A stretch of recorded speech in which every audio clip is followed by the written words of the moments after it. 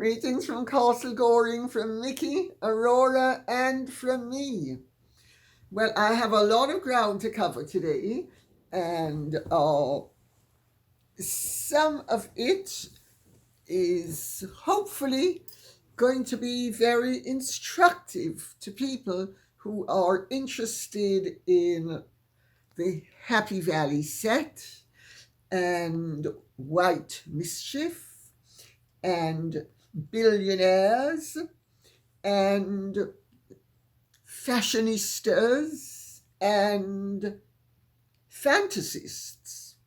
So, without further ado, after plunging in with what Jane Smith says, I will cover this first and then we will go to more familiar terrain. But we're starting off with Jane Smith, who says, "Can you discuss the sad passing of Julia Broughton, second wife of the Tetra Pak billionaire?" Yes, I can. In fact, I've been friendly with the family for over 40 years. And Julia's stepmother is godmother to one of my sons. Her father, the late Sir Evelyn Delves Broughton, was also a great friend of mine. And of course, I knew Julia. I know her remaining sister, Lavinia.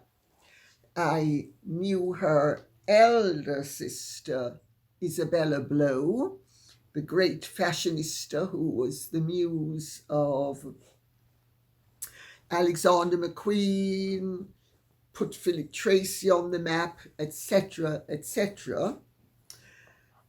And actually, I'm going to set the record straight. In 1989, it might have been, or 87, whenever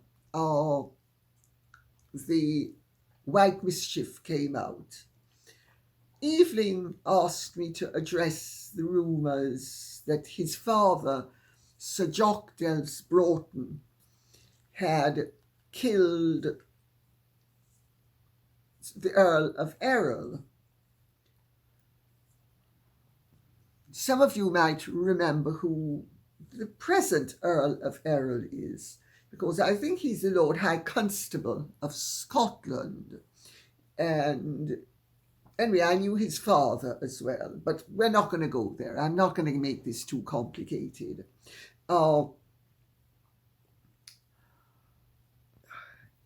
I wrote in the late 80s, I think it was published in the Telegraph, if memory serves me correctly, that the person who had dispatched the Earl of Errol was Diana Delves Broughton, as she then was, Sir Jock Delves Broughton's second wife, who was much younger than he was and who was in love with the Earl of Errol. And when he discovered that she had no money and he had no money, he dumped her.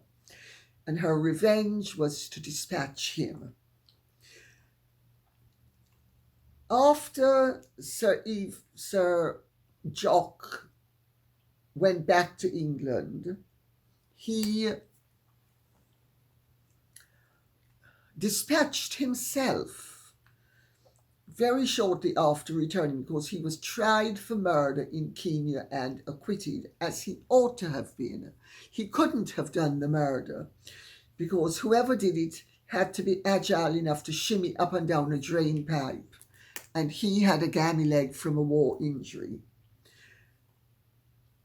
But Diana, his young wife, was very athletic, and she then went on to marry Gilbert Colville, who was the richest man in Kenya.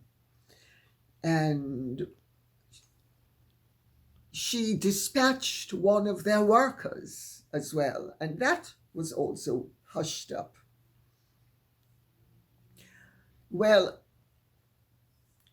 So Julia came from a pretty interesting family. And of course, when Julia was young, the whole thing was a huge, huge news story because there was the movie White Mischief with Charles Dance and Greta Skarkey. And there was also, I think it was called Happy Valley, which was a BBC series on the Happy Valley set in Kenya, which was a group of rather loose British mostly, but some French aristocrats. And the Happy Valley set they were called. They were into everything.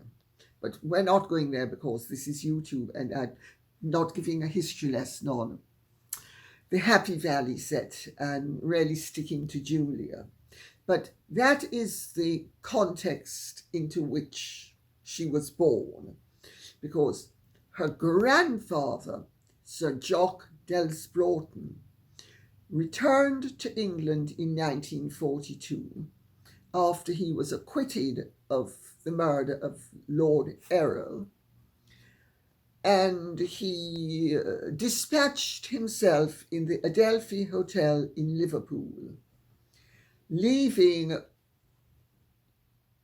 a note that said, "Pictures and pearls." That's all it said.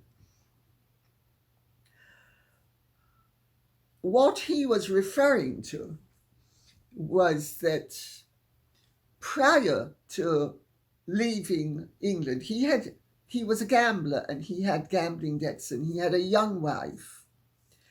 And he had sold, I think it was 32 of the 33,000 acres that he owned in Cheshire to satisfy his gambling debts, and he divorced his first wife to marry this young and rather lethal woman, Diana. And so he really had no money to speak of, but he still owned Dodington Hall and he owned 1,000 acres left over from the 33,000 acres. I think he sold 32,000. And it consisted of Dodington Hall, which is a Grade 1 listed, rather splendid Georgian mansion, people would call it vulgarly. And the Dare Park and a farm, 1,000 acres, nothing else, with a few cottages on it. So he had gone from being tremendously rich to very, very straitened circumstances. And to raise money, he had put in an insurance claim for the loss of pictures and pearls. And when he came back to England, he couldn't face another trial, and he was aware of the fact that the authorities were closing in on him because of the pictures and pearls that he had raised money as a result of prior to leaving for Kenya. So this is important to bear in mind, because the Delves Broughtons went from being a very rich family to effectively a family that was in very straitened circumstances. And this becomes very important, not only when discussing Julia's grandfather and why he dispatched himself, but her father and the fantasies which Julia and her elder sister Isabella were prone to as a result of what they either didn't know or didn't want to face the fact of, which was that their family had this wonderful house, only 1,000 acres in Cheshire, which is, the land is not anywhere near as valuable as it is in the south of England. And that was it. Anyway, Julia's father, Evelyn, succeeded to the baronetcy. I think he was the 12th baronet. So it's one of the oldest baronetcies in the country. So very eminent. And Evelyn succeeded when his father went to the Great Party in the Sky in, I think it was December 1942. And Evelyn married, ironically enough, Elizabeth Cholmondeley, who was the daughter of Lord Delamere, and her mother was the granddaughter of the Duke of Buccleuch and the daughter of Lord George Montague Douglas Scott. So they were very, very pucker. And in fact, the family is still very pucker, because Evelyn's sister was Lady Lovat. Lord Lovat, the one who was piped onto the shores of Normandy during the Second World War, and they had a wonderful estate which they ended up keeping but lost their castle because of bad investments in, I think, might have been the 80s or 90s. And so that's Julia's background. Very grand, but no real money. Well, Evelyn, after he was divorced from Elizabeth Cholmondeley, he married as his second wife Helen, who I also know. She's Helen Lady Delves Broughton. She was the youngest barrister in the country. I think she was called to the bar at the age of 21. She's a very handsome woman. And I remember Helen very well, and I remember Helen's story very well. Because Helen and Charles St. Albans, the previous Duke of St. Albans, decided they were going to start a nudists colony together. His wife, she was French, I can't remember her name offhand, she refused to give Charles a divorce, but his son Murray, who's the present Duke, and his daughter-in-law, they were great friends of mine. Cynthia St. Albans, when I met them, they were the Earl and Countess of Burford. And so I suppose the point I'm making is I know everybody concerned one way or the other. Or if I don't know them very well, I certainly know who they are and enough about them to be able to speak with some authority on this subject. Well, Helen was hoping, and she herself has said this to me, that she would end up being the Duchess of St. Albans. But his wife, she was French, for the life of me I can't remember her name, refused to give him a divorce. But it broke up her marriage with Evelyn, by which time they had 4 children. They had 3 daughters and a son. There was Isabella, who became well known as Izzy Blow or Isabella Blow, the great fashionista, who also managed to dispatch herself. It sadly runs in certain families. Then there was Julia, then there was Lavinia, and there was a little boy who at the age of 2 choked on a baked bean. Helen had gone upstairs to put on her lipstick. She had asked Isabella to keep an eye on the baby. Isabella was distracted, speaking to somebody. The child choked on a baked bean, fell into a very shallow pool of water. He didn't drown. He choked on a baked bean. There went the son and heir. And there was no immediate heir to the Delves Broughton estate and patrimony thereafter. So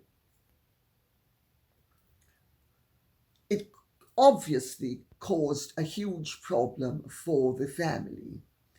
And Helen, unfortunately, has now lost 3 of her 4 children. The only one that's still alive is her daughter, Lavinia. But Isabella, who married Delves Blow, whose uncle, Sir Desmond de Silva, was an old friend of mine, and who my brother Mickey was in Sir Dinglefoot's chambers with Desmond in the mid-70s. And when Sir Dinglefoot retired, Desmond took over and was the head of chambers of 2 paper buildings. So I make all of this,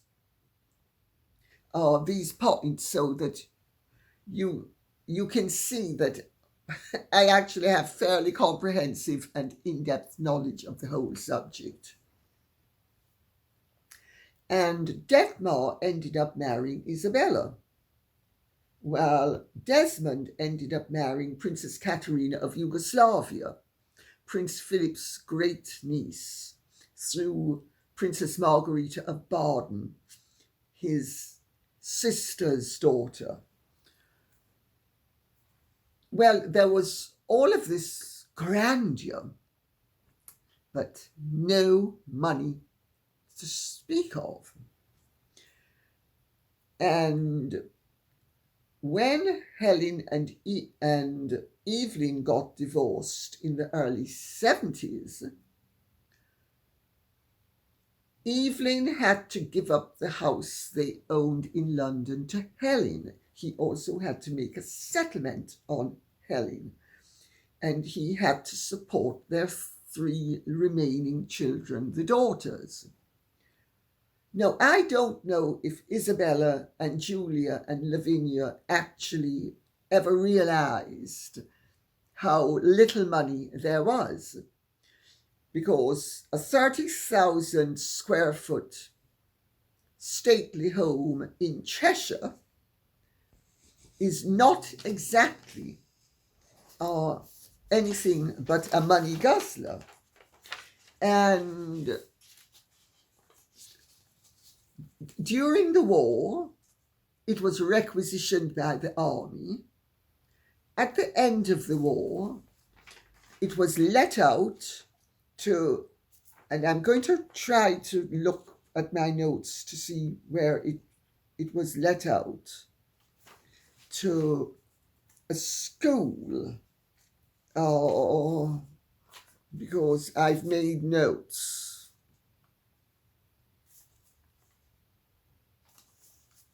It was let out to Goudhurst College, which moved up from Kent, and the Delves Broughtons never thereafter lived in Dodington Hall. Again, I speak with some authority on the subject because I am a trustee of the Dodington Hall charity. So when Julia's obituaries are banging on and on, as they did in the Times and in the Telegraph, saying that Julia was brought up at Dodington Hall, and they published photographs of this splendid building. No, she wasn't. It was in the mid-70s, thereafter the school, no, it was in 86 or 87 that the school vacated Dodington Hall. They were brought up on the estate, which was reduced, as I said, from 33,000 to 1,000 acres, in the gardener's cottage. It had been expanded, and so it was a nice building, but I think the clue to the actual splendor of it is in the name, the gardener's cottage. Now, Isabella and Julia, I get that they didn't want to go around making out to everybody how straitened the circumstances of the family really were. But Isabella convinced herself, and I think Julia also managed to drink the Kool-Aid regarding the fiction, that there was money there. There was no money there, especially after their parents' divorce. Evelyn had practically no money at all, and he then married Rona Cramond, who was the ex-wife of Donald Cramond, who was one of the leading property developers in this country. I knew Donald. I know all their children. They had 3 daughters. He had a son by his second wife.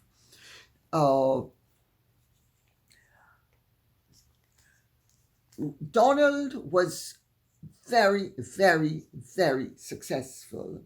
He was one of the largest property developers, actually, not dealers, in the country. And for instance, they lived at a really rather splendid house called Billinghurst Manor. And come the divorce, Donald gave Rona a handsome settlement. And she ended up marrying Evelyn. She is the one who had the money. Evelyn had no money.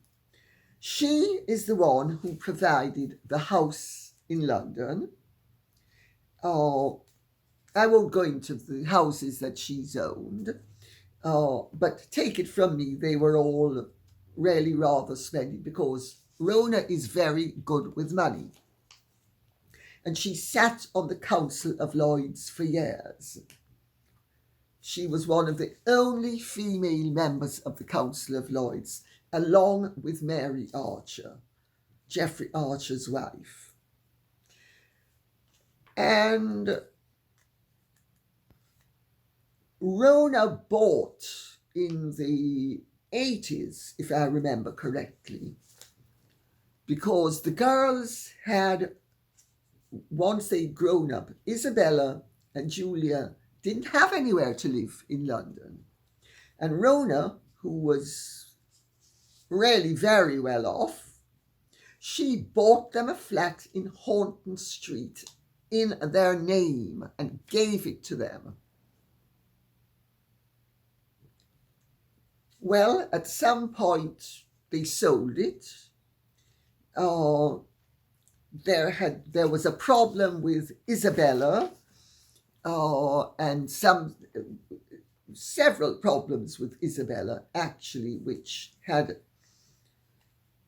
a lot to do with her state of mind. And Isabella used to bang around saying that Rona had pocketed a lot of money from their father.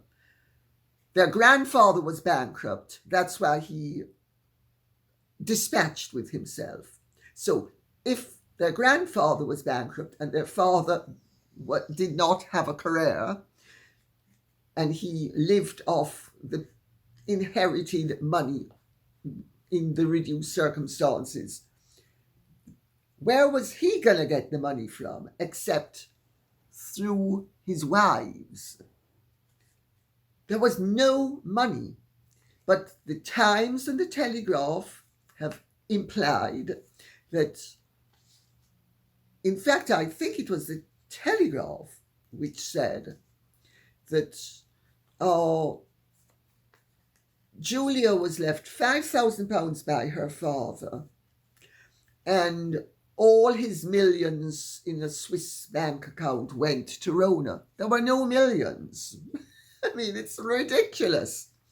Where these stories come from is a matter of perplexity.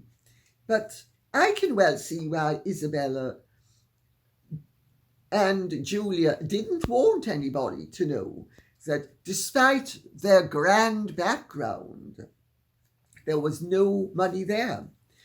And ultimately, after Isabella and Julia sold their flat in Horton Street, Rona had to spin around and buy, well, she didn't have to, but she chose to spin around and buy another flat which she allowed Julia to live in Prince of Wales Drive. I'm really rather annoyed that both obituaries would have made out that a generous stepmother who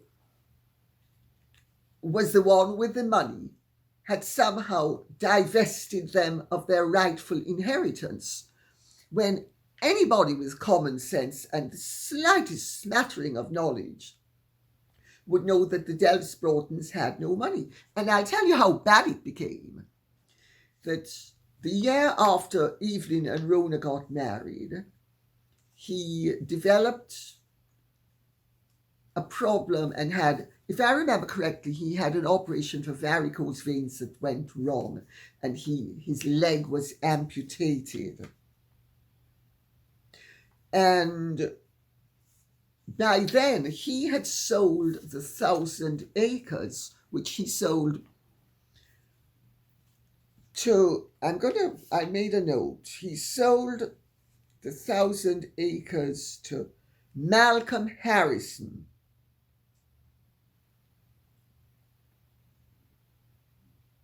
In 1979, he sold the 1,000 acres that he owned to Malcolm Harrison. So now all he had was Dodington Hall and a tiny bit of land around it, and the gardener's cottage, and one or two other little bits and pieces, but nothing else. This is a splendid inheritance that the newspapers keep on going on about.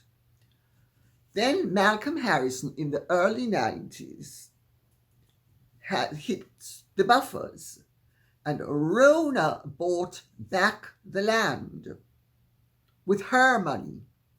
And I know that she offered Dodington Hall and everything to do with Dodington Hall, including the land, to Julia when Julia married Hans Rausing, who, yes, Tetra Pak, billions. And Julia declined to accept her ancestral home.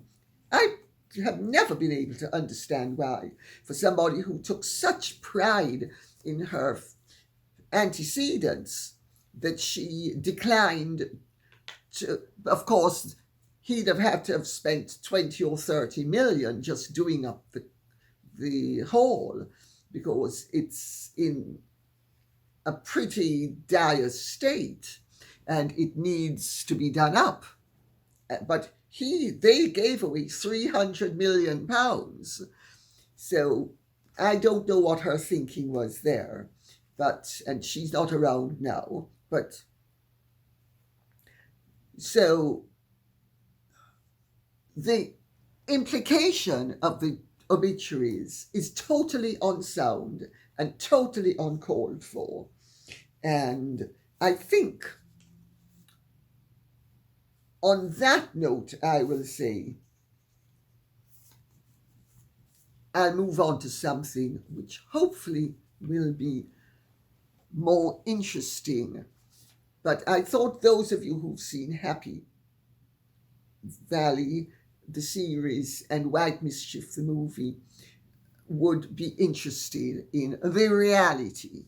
And from my point of view, I think it's absolutely outrageous that the Times and the Telegraph could have written obituaries that traduced a very generous stepmother. And I'm not going to go into the many acts of generosity that I know about.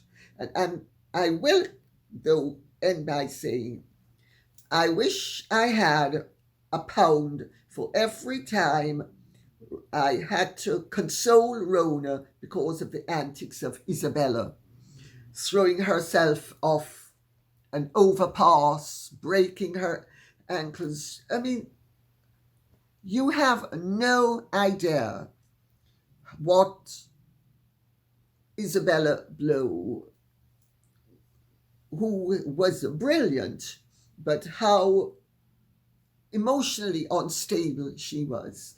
And really, the fantasies that seem to have persisted, that somehow there were millions of pounds there. There were no millions. You can't inherit millions that have been dissipated by your grandfather. So, on that note, I will now answer the next question, which is, so we now switch to the royal tour of Nigeria by the next set of fantasists. Lynn H. says, and there are 2 questions that I'm going to read out and then I'm going to answer everything in tandem. Apparently, the California duo are taking a quasi-royal trip to very dangerous Nigeria. Well, not if you're 43% Nigerian, it's not. You're going home. The newspapers there are treating it like a royal visit by HRH the Prince and his wife. What should the palace's response to this be? And Elaine Williams says, Dear Lady C and beautiful fur babies, woof woof. What do you think of Harry being called His Royal Highness in his up-and-coming visit to Nigeria? And what is a non-official royal visit? Should King Charles and the British government be stepping in now regarding the nature of this visit? Many thanks. Well,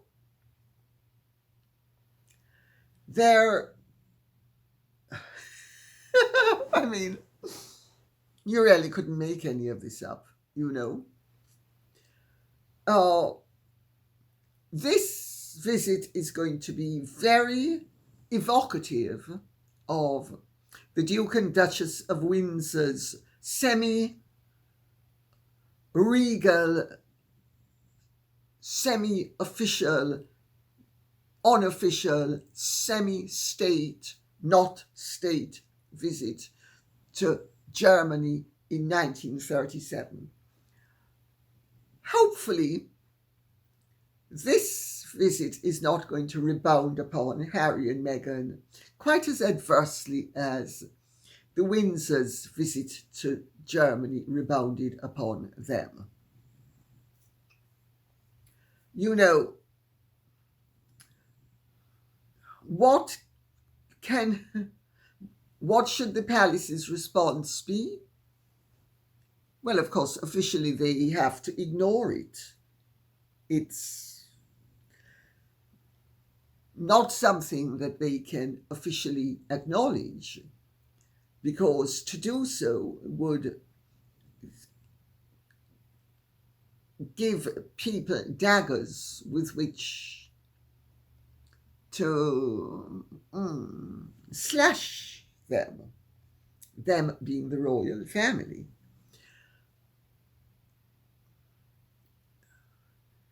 I'm trying to think of a way of putting this in as succinct a manner as possible. When you have Maverick Royals, like the Windsors were and Harry and Meghan are. Now, the Windsors learnt after the German visit that it had been a huge mistake and they shouldn't repeat it. I don't think Harry and Meghan are going to learn to do anything except perfect the formula by which they will embark upon pseudo, really, it's pseudo as opposed to pseudo royal visits. Semi-state pseudo royal visits. If they acquit themselves well, the hope within certain elements at the palace will be if they could just settle down and do things nicely and well and not create havoc and controversy, that would be to the good. But are they going to be capable of that? I would submit mischief makers create mischief. That's their raison d'etre. So I think where visits of this nature are concerned, it does not behoove the royal family or the institution of the monarchy to go along with them or to hope that they be successful. Because for them to be successful means that Harry and Meghan will be more successfully set themselves up as a court rivaling the court of St. James's.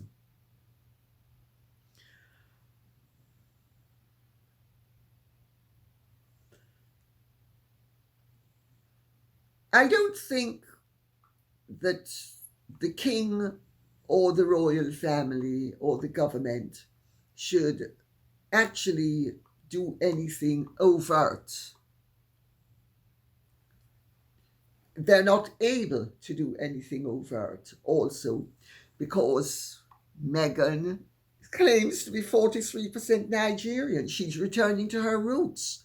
Well, Meghan, since you know you're 43% Nigerian, surely you're going to share how you know that you're 43% Nigerian. Which one of your ancestors, which would be rather more, which one of the 43% of your ancestors, or which of all of, because if 43% of them were Nigerian, you must have a very certain knowledge of where they came from and who they were. Of course, that means that your mother was 86% Nigerian. Where did all of her white ancestors go to? I see.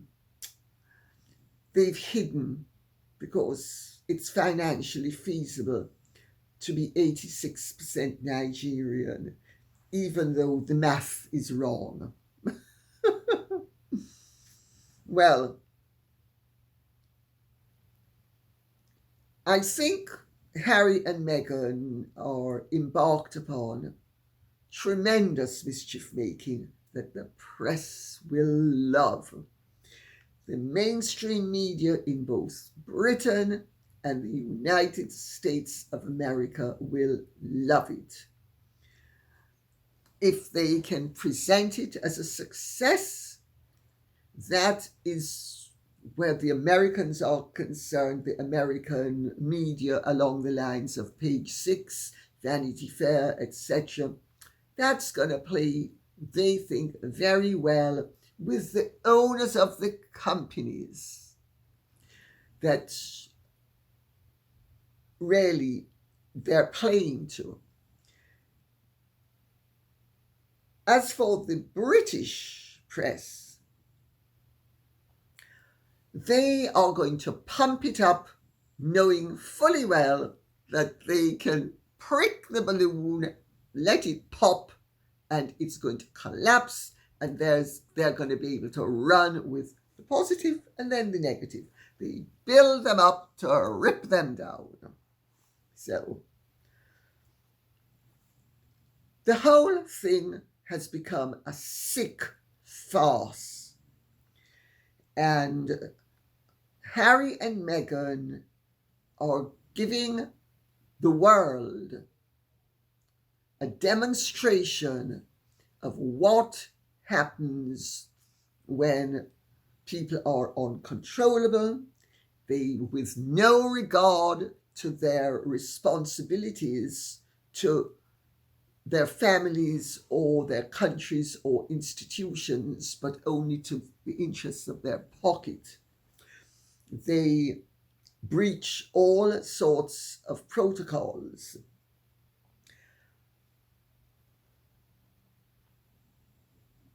Well, on the one hand, it certainly keeps the royal family in the news. On the other hand, is this the sort of news that is welcomed by the subjects and citizens of the monarchy? Is it ultimately in the interests of the monarchy? These are all questions that should be addressed. I mean, if Harry and Meghan become very successful at being quasi-royals in pseudo guise, they will begin to actually threaten the prestige of the monarchy. And if they continue to fail as they have been failing, they keep the interest level high, but I'm not sure that the prestige level is commensurate. Christine Dunner says, what about the realms? I have asked this often, Lady C. I'm an Aussie, and for example, a person cannot become an Australian Prime Minister or a member of our Parliament without taking an oath to support the monarch and successors. These children you are speaking about qualify for this. Please reply in big block capitals. Well, I came to write my original Harry and Meghan, the real story, as an attempt to, it was a shot across the bow so that Harry and Meghan would realize that they were on a path that was detrimental to their own ultimate best interests and those of the monarchy, the British people, and the Commonwealth generally. She has proven to be, as I was told at the time, uncontrollable and unmanageable, and she continues to be. And Harry happily goes along with it.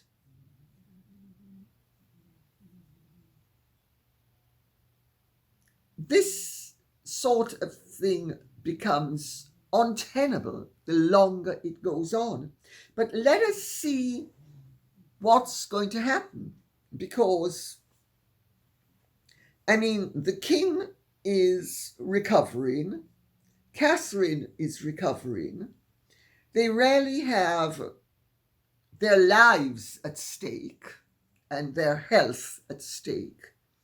So they cannot afford to get bogged down in solving the Harry and Meghan problem, which, it has to be said, provides a perfect foil for the good work that the others do.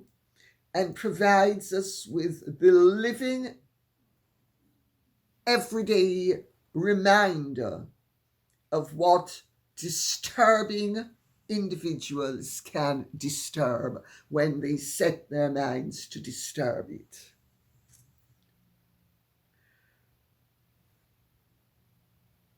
Insofar as the children are concerned, it's not only the children, it's Harry and Meghan.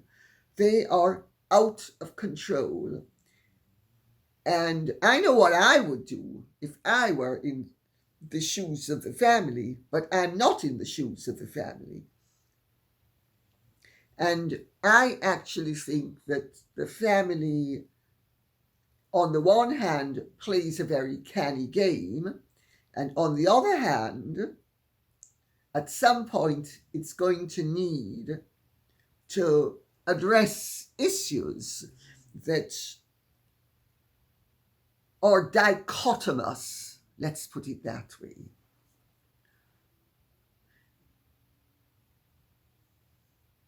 As for the children, there is no reason why Parliament can't pass an act stating that, as the Swedes did, that if you are not living in and brought up in the country, you have no rights to accede to the throne. There are many ways around the reality of what is going on. It doesn't have to be direct confrontation, and it doesn't have to be exposure. There are remedies that resourceful people can come up with. Is there a will? No, certainly not of the evidence, because this Nigerian visit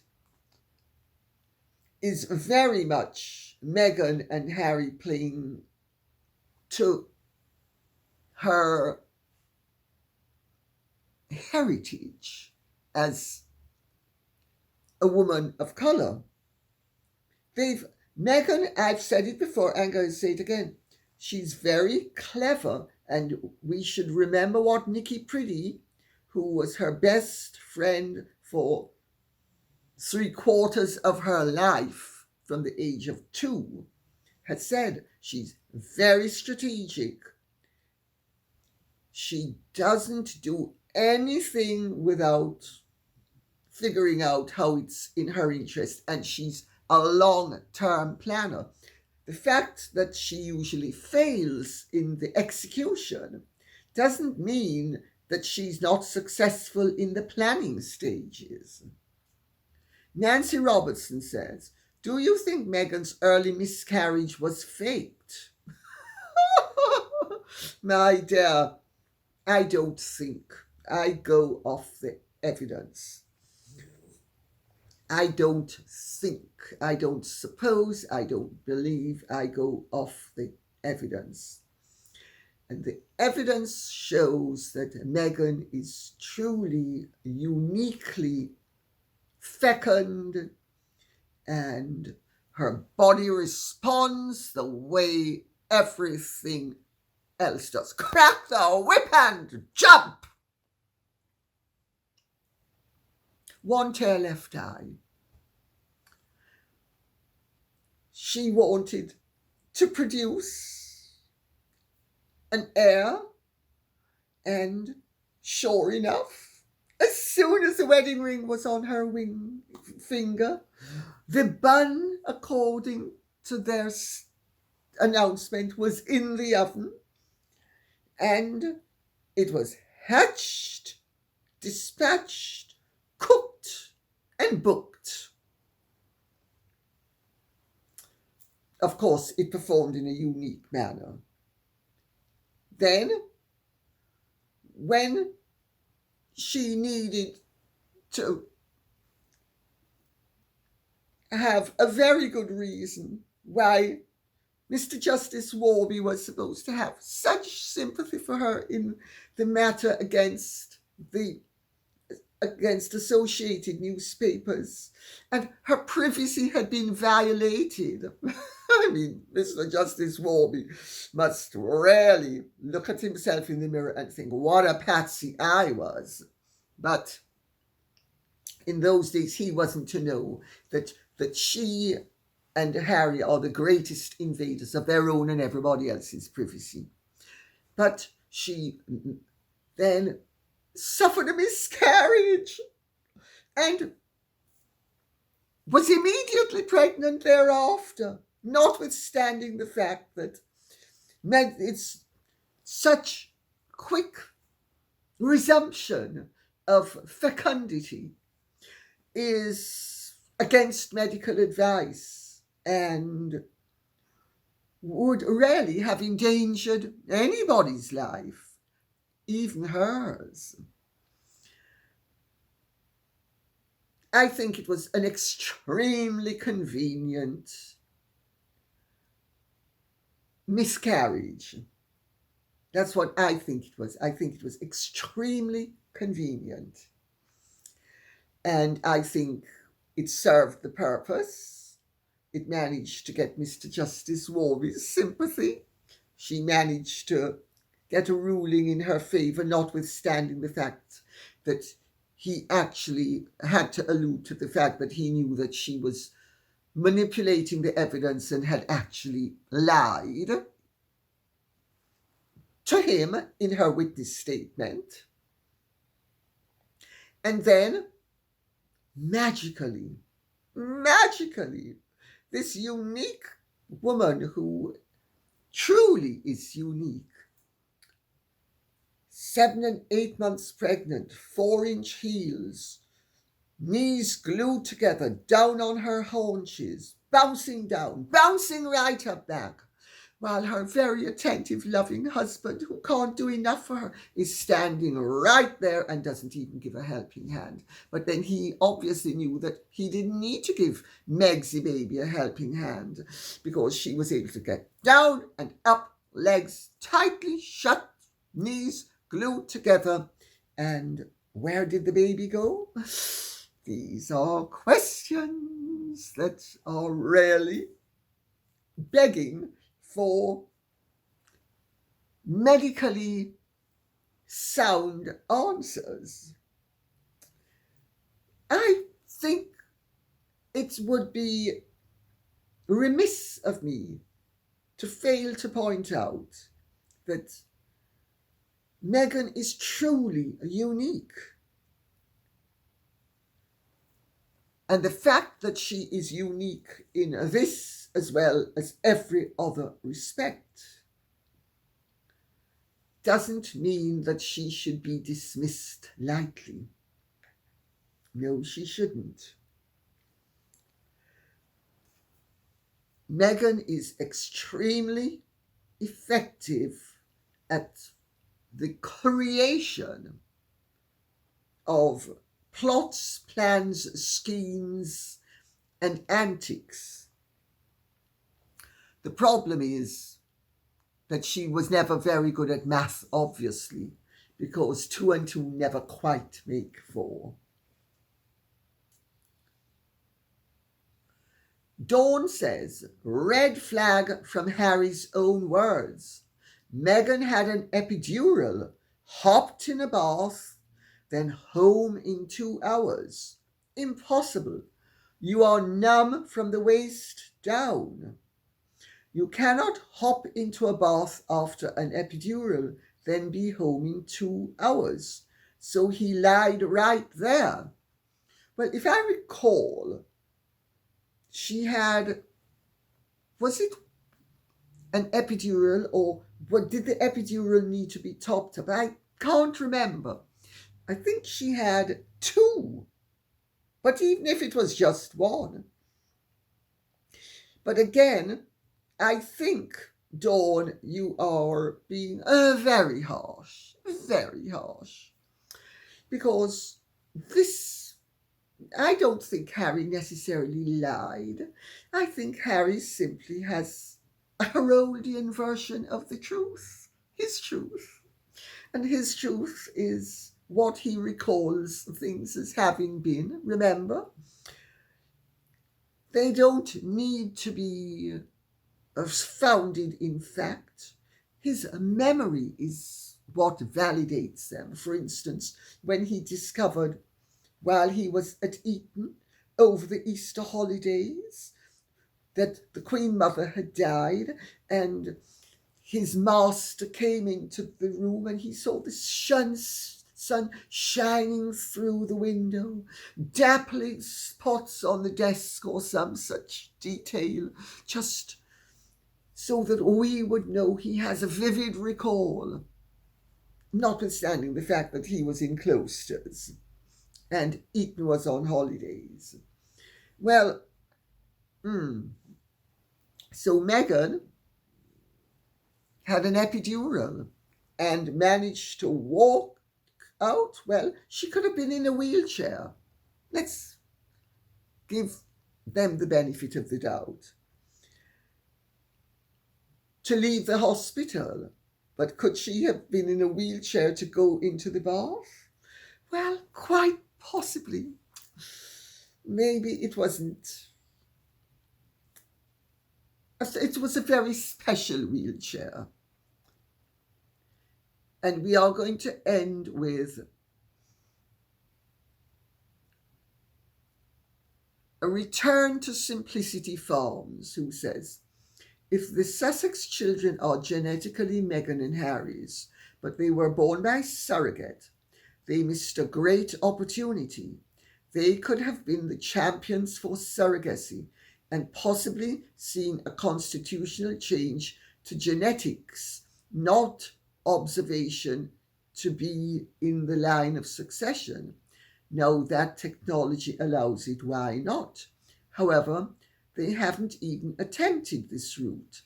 This leads me to believe the children are not genetically tied to both parents, or the parents are really that stupid. Well, of course, these are hypotheses that have arisen validly as a result of Meghan and Harry's conduct. So you have every right to speculate as a result of their conduct, which is what has put these notions in people's heads. Without being too laborious, let me put it this way. Any child that is born to a couple that wants it, no matter how the child arrives, in my view, should be welcomed. And whatever route is taken, as long as it is legal and it is not deceptive and underhand and untoward, I think is perfectly desirable. I know that the Catholic Church is not in favour of surrogacy. I don't have a problem with surrogacy. I certainly don't have a problem with adoption. I thank God every day for my 2 children who came via adoption.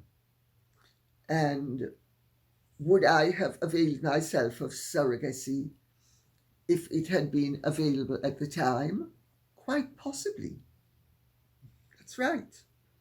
So, and any royal couple, as has taken place with the Queen, the former Queen of Denmark's nephew, and the present King of Denmark's first cousin, the Wittgenstein prince, who with his wife have produced a wonderful heir to the Principate by surrogacy. Yes, if Harry and Meghan or any other couple in the royal family chose to go down that route, I would think it would be very admirable and desirable. And it would certainly focus attention on the issues involved. And it would also have shown that they wanted children more than anything else. Now,